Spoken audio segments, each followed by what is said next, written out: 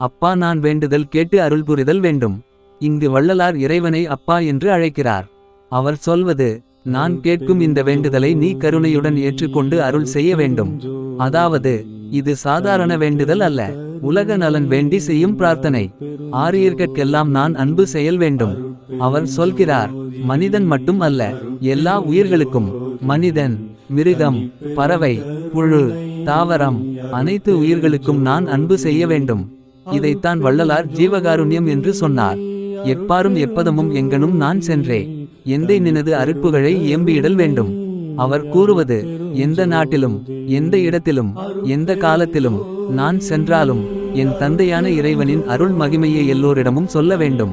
அதாவது அருட்பெருஞ்சோதி தத்துவத்தை உலகம் முழுவதும் பரப்ப வேண்டும். செப்பாத மேனிலை மேல் சுத்த சிவமார்க்கம் திகழ்ந்தோங்க அருட்சோதி செலுத்தியிடல் வேண்டும். இதன் ஆழமான பொருள் மனிதர்கள் இன்னும் அறியாத மிக உயர்ந்த ஆன்மீக நிலை. அதாவது சுத்த சிவமார்க்கம், அருள், கருணை, உயிர் ஒற்றுமை மார்க்கம். இந்த மார்க்கம் உலகத்தில் ஒளிர வேண்டும். அதை அருட்சோதி தெய்வீக ஒளி உலகில் பரவ செய்ய வேண்டும். தப்பேது நான் செய்யினும் நீ பொறுத்தல் வேண்டும். இங்கு வள்ளலார் மிகுந்த தாழ்மையுடன் சொல்கிறார், நான் தவறு செய்தாலும் நீ மன்னிக்க வேண்டும். இது அகந்தையற்ற பக்தியின் அடையாளம். தலைவா நினை பிரியாத நிலைமையும் வேண்டுவனே. இறுதியாக அவர் கேட்பது, நான் எந்த நேரத்திலும் உன்னை மறக்காமல் இருக்க வேண்டும்.